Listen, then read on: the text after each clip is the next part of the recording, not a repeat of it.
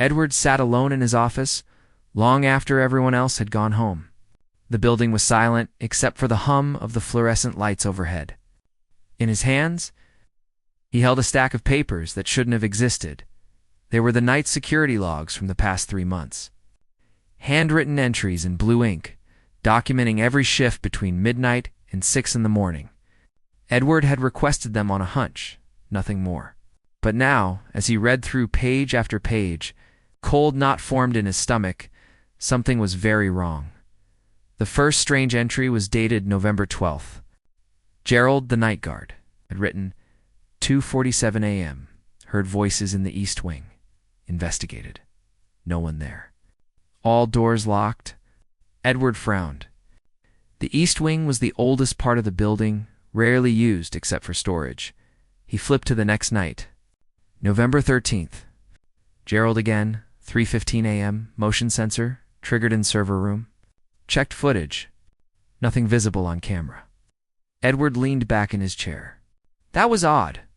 The server room was one of the most secure areas in the entire building. State-of-the-art locks, cameras on every angle, restricted access. If someone was in there, the cameras would have caught them, unless they knew how to avoid them. If you're enjoying this story, hit that subscribe button and turn on notifications so you don't miss what happens next. Trust me, you'll want to see where this goes. Edward continued reading. November 15th, 1:30 a.m. Found door 2 basement propped open. No one inside. Secured the door. November 18th, 2 a.m. All lights in cafeteria turned on. No one visible. Turned them off manually. Pattern was unmistakable. Every few nights, something happened. Always in the dead hours between 2 and 4 in the morning. Always when Gerald was alone. But it was the entry from 3 nights ago that made Edward's blood run cold. December 20th. Gerald's handwriting was messier than usual. Letters pressed hard into the paper. 3:33 a.m. Someone was watching me from the stairwell. I saw their shadow. When I approached, they were gone. I checked every floor. No one here but me. I don't feel safe. Edward stared at those last 5 words. Gerald had been a security guard for over 15 years. He was a calm, steady man who never complained. For him to write something like that meant he was genuinely frightened. Edward pulled out his phone and dialed Gerald's number. It rang 4 times before going to voicemail. He tried again. Same result. That was strange. Gerald always answered his phone. Edward stood up and walked to the window. Outside, the parking lot was empty except for his car. The streetlights cast long shadows across the pavement. He looked at his watch. It was almost 11 at night. Gerald's shift would start in an hour. Maybe he should wait. Talk to Gerald in person. Get the full story. But something in Edward's gut told him not to wait. Something told him that if he wanted answers, he needed them now. Before midnight, before whatever was happening in this building happened again, he grabbed his coat and the logbook and headed for the door. The security office was in the basement. If Gerald had left any other notes, any clues about what he'd seen, that's where they'd be. Edward took the elevator down, his heart beating faster with each passing floor. When the doors opened, the basement hallway stretched out before him. Dark, cold, silent. He stepped out, and the elevator doors closed behind him with a soft chime. Then he heard it. Footsteps. Coming from somewhere. Deep in the basement. Slow, deliberate. Getting closer. Edward froze. The footsteps echoed off the concrete walls, making it impossible to tell exactly where they were coming from. His mind raced. The building was supposed to be empty. He was supposed to be alone. He pressed himself against the wall, trying to steady his breathing. The footsteps stopped. Silence flooded back in, heavier than before. Edward waited, counting the seconds. 10, 20, 30. Nothing. He moved forward, keeping his steps light. The security office was at the end of the hallway, past the storage rooms and the old maintenance area. Every few feet, he paused to listen. The building seemed to hold its breath with him. When he reached the security office, the door was slightly ajar. A thin strip of light spilled out into the hallway. Edward's pulse quickened. He pushed the door open slowly. The office was small and cluttered. Monitors lined one wall, showing grainy black and white footage from cameras throughout the building. A desk sat in the corner, covered in coffee cups, old newspapers, and a worn notebook. Gerald's notebook. Edward picked it up carefully. The pages were filled with Gerald's handwriting, but these weren't official logs. These were personal notes, observations, fears. October 9th heard scraping sounds behind the walls. Told maintenance. They found nothing. October 23rd, camera in East Wing keeps going offline. Always between 3 and 4 a.m. November 2nd, I think someone is living in this building. Someone who doesn't want to be found. Edward felt his skin prickle. Living in the building? That was impossible. The entire place was locked down every night. Every entrance was monitored. How could someone hide here for weeks, maybe months, without being caught? He flipped to the most recent entry. December 22nd, yesterday. I'm done. I can't do this anymore. Tonight is my last shift. I saw them again. Not just a shadow this time. Person. Standing at the end of the hallway, on the 4th floor. They didn't run when I shined my flashlight. They just stood there, watching me. Their face was pale, empty. When I took a step forward, they smiled. He looked up at the monitors. Each screen showed a different part of the building. Hallways, stairwells, the lobby. The parking lot all empty. He glanced at the time stamp in the corner of the screens. 11:47 p.m. Gerald should have been here by now. His shift started at midnight. Edward pulled out his phone again and dialed. This time, he didn't wait for the voicemail. As soon as it went to voicemail, he sent a text. Gerald, it's Edward. Where are you? Call me as soon as you get this. He set the phone on the desk and stared at the monitors. Something Gerald had written stuck in his mind. Camera in East Wing keeps going offline. Always between 3 and 4 a.m., Edward leaned forward and scrolled through the camera feeds until he found the East Wing. The image was clear. Nothing unusual. Just an empty hallway with old boxes stacked against the walls. Then the screen went black. Edward's heart jumped. He checked the timestamp. 11:51 p.m. Not even midnight yet. But the camera was offline. He switched to another camera in the East Wing. That one was still working. The hallway looked the same. Empty. Quiet. Then he saw it. A door halfway down the hall. It was open. Just a crack. But Edward knew that door. It led to a storage closet. It was always locked. He leaned closer to the screen. The angle wasn't great, but he could just barely see inside the doorway. Darkness. Nothing else. And then, slowly, the door began to open wider. Edward held his breath. The door swung out into the hallway, inch by inch, as if someone on the other side was pushing it gently. But no one stepped out. The doorway remained dark. For a long moment, nothing happened. Then a hand appeared, pale, thin, gripping the edge of the door. Edward's phone buzzed, and he nearly jumped out of his chair. He grabbed it, hoping it was Gerald. It wasn't. It was a text from an unknown number. Stop looking. Edward stared at the screen. His mouth went dry. He looked back at the monitors. The hand was gone. The door was closed again. His phone buzzed a second time. Another text from the same number.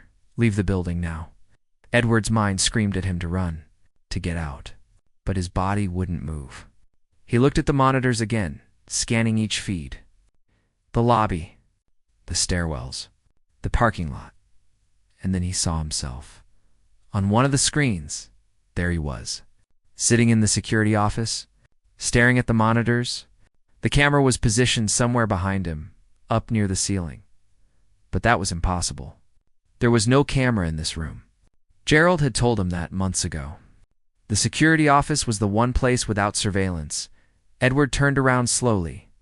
His eyes moved up to the corner of the ceiling.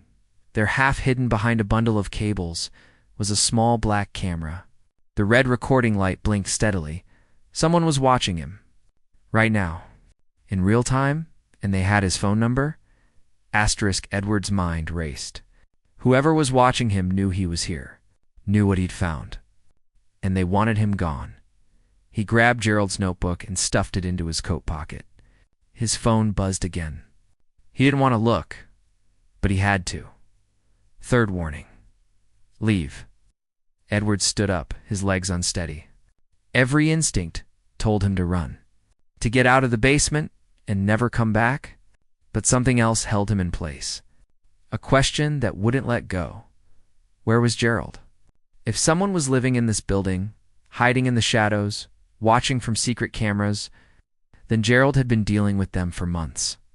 Gerald had seen them face to face, and now Gerald wasn't answering his phone. Edward's stomach turned. He thought about that last entry in the notebook. They smiled. He looked at the monitors one more time. The East Wing camera was still offline. The rest of the building looked empty, but he knew better now.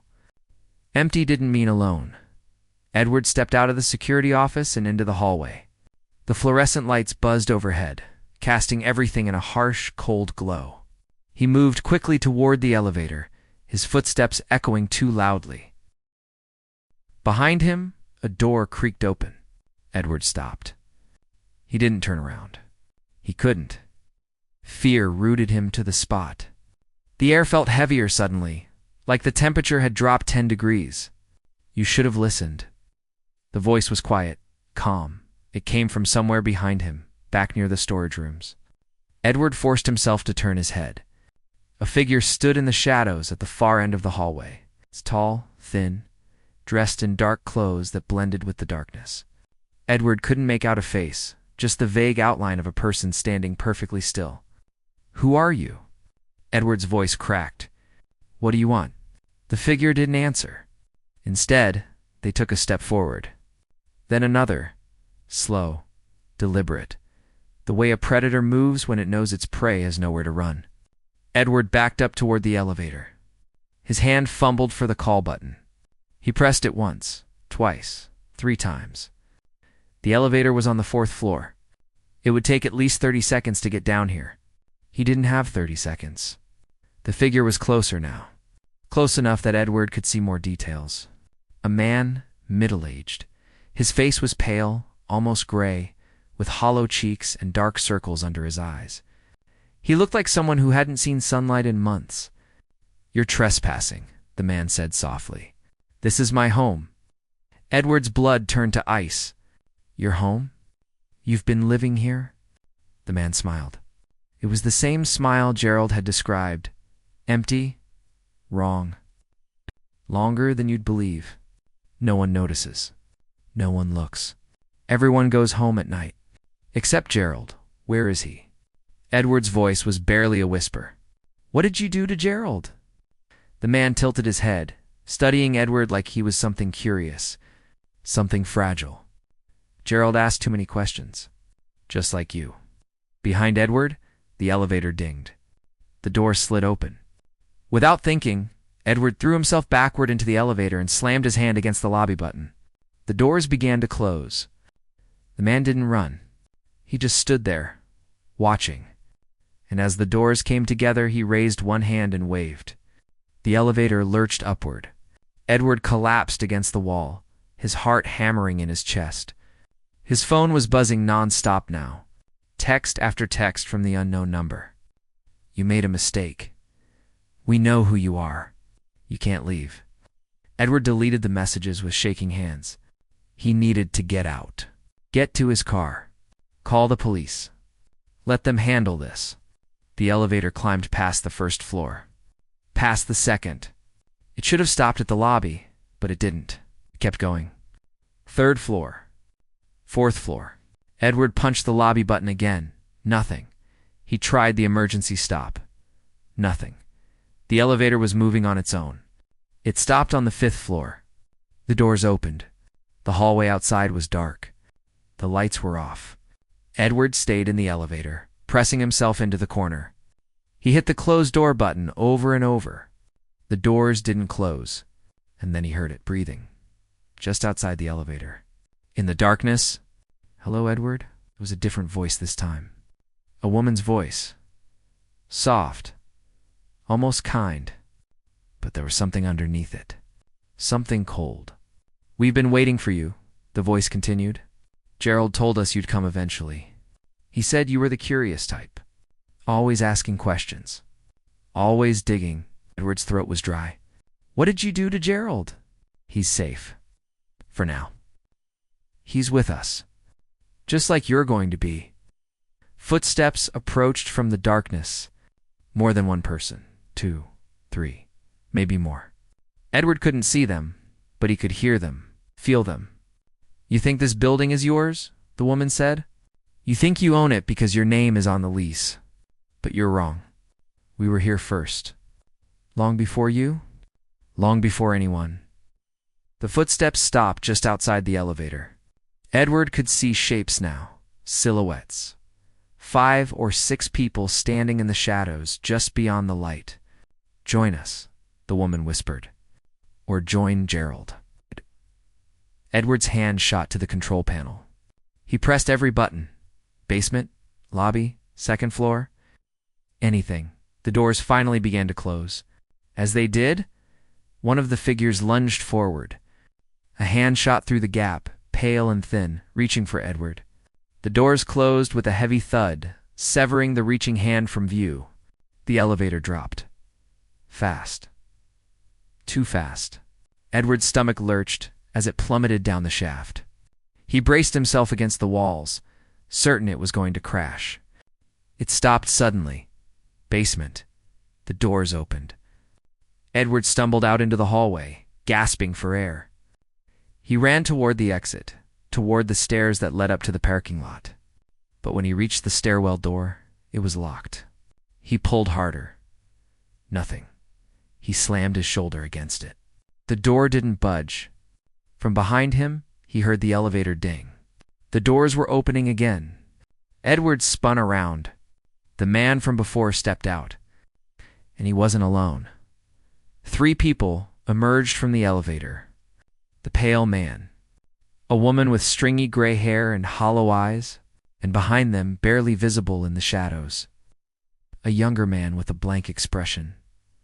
They moved like they had all the time in the world, like they knew Edward had nowhere to go.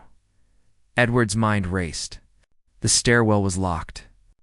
The elevator was compromised. There had to be another way out. The loading dock. It was at the far end of the basement, past the old storage area. If he could reach it, he could get outside. He ran. Behind him, he heard footsteps. Not fast, not hurried, just steady. They were following, but they weren't chasing. They knew the building better than he did. They knew every corner, every locked door. Every dead end. Edward turned a corner and nearly collided with a stack of old filing cabinets. The hallway here was narrower, lined with forgotten furniture and equipment. He squeezed past a broken desk and kept moving. The loading dock had to be close. He remembered it from the building tour when he'd first taken over management. Large metal door, emergency exit. It had to open from the inside. He saw it ahead. The door was massive, painted red, with a push bar across the middle. Edward threw his weight against it. It didn't move. He pushed again. Harder. Nothing. The door was sealed shut. Rust had welded it to the frame. It hadn't been opened in years. "There's no way out, Edward." The voice came from behind him.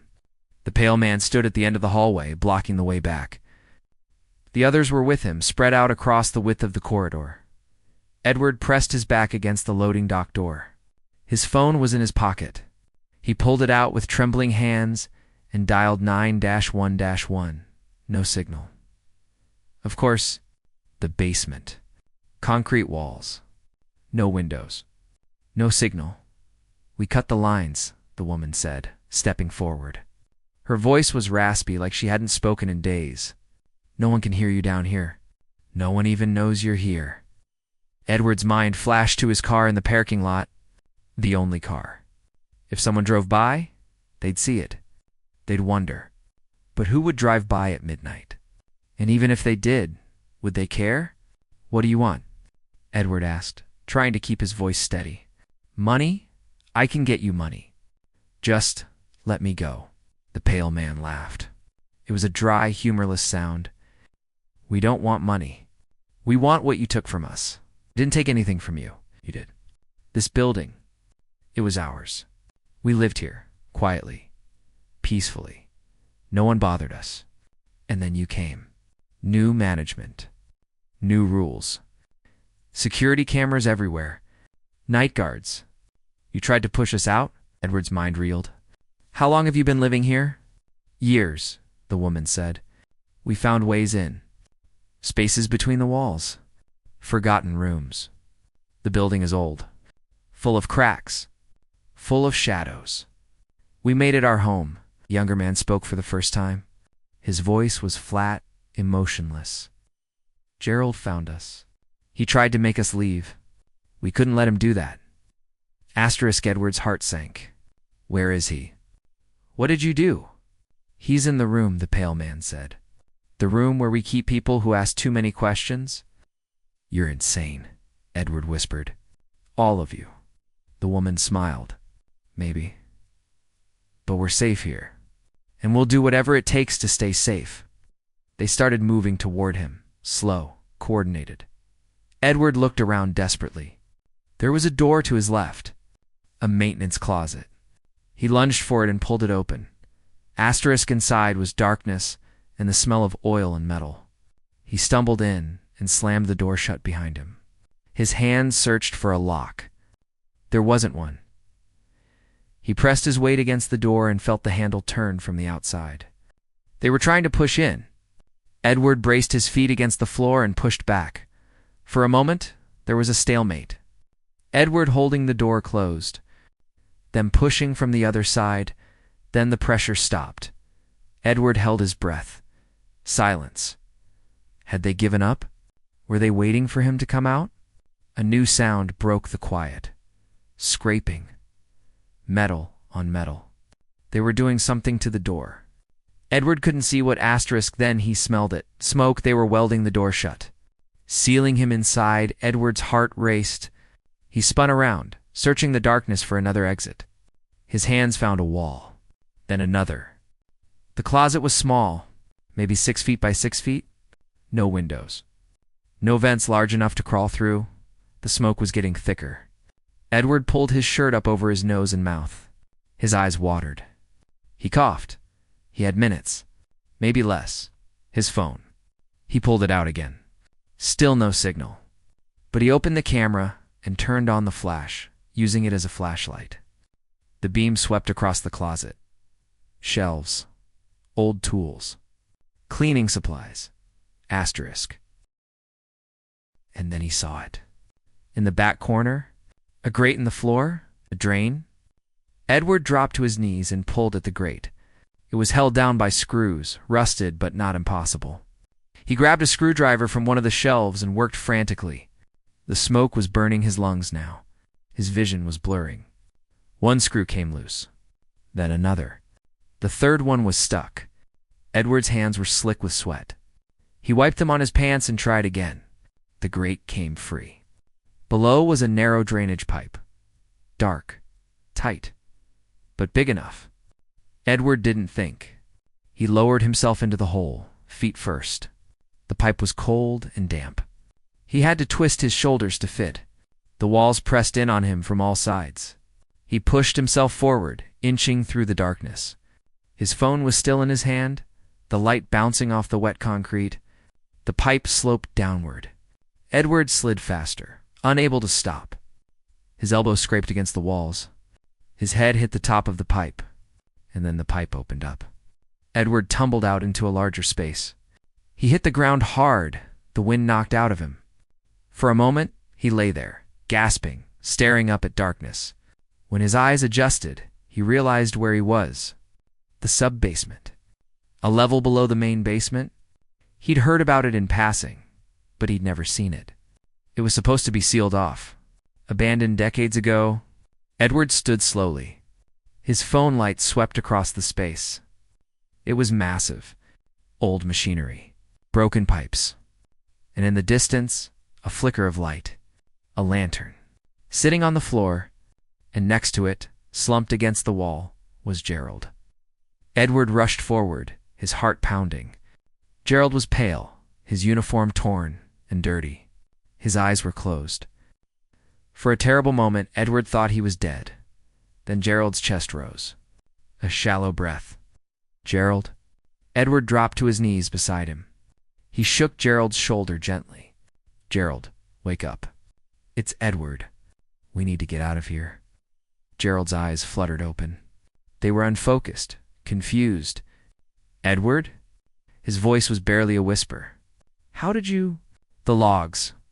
I read your logs. I came looking for you. Edward helped Gerald sit up straighter. Are you hurt? Gerald touched the back of his head and winced. They hit me. Dragged me down here. I don't know how long I've been. He trailed off, looking around at the sub-basement. Days, maybe. They bring water sometimes.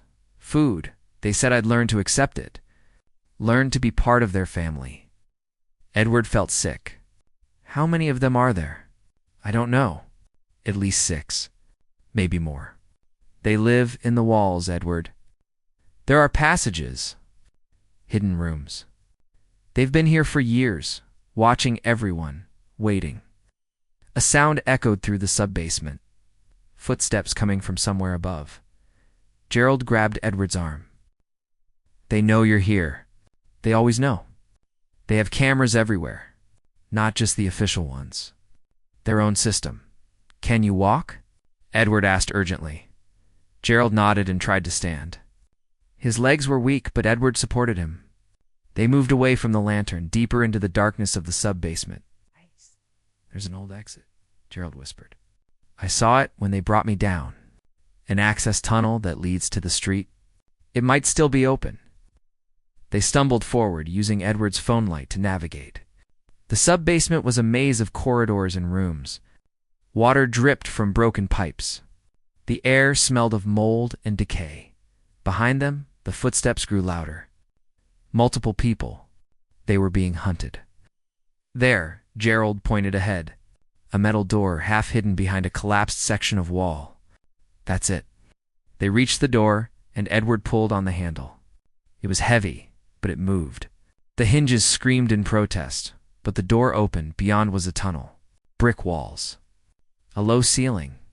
And at the far end, barely visible, a set of stairs leading up. They entered the tunnel, and Edward pulled the door closed behind them.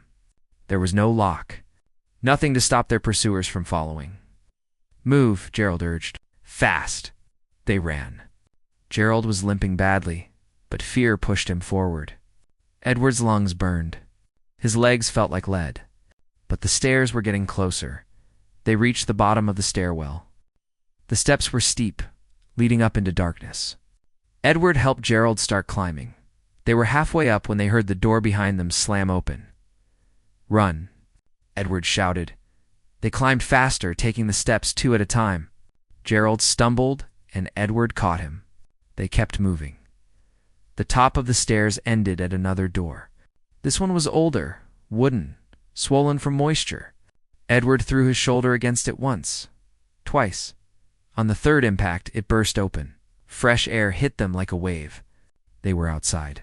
In an alley behind the building, the night was cold and clear. Streetlights glowed orange in the distance. Edward pulled out his phone. Full signal. He dialed 911 with shaking hands. 911, what's your emergency? There are people in the building at 447 Commerce Street. They've been living there illegally. They attacked us.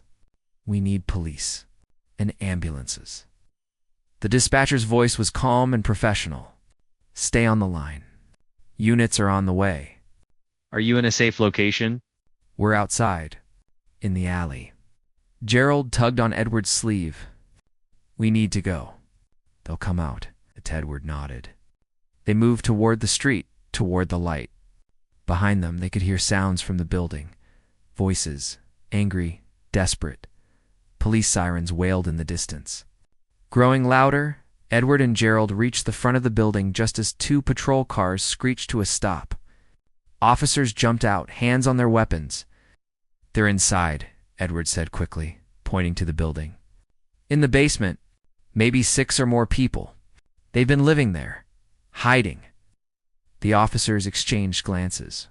One spoke into his radio, calling for backup. Another approached Edward and Gerald.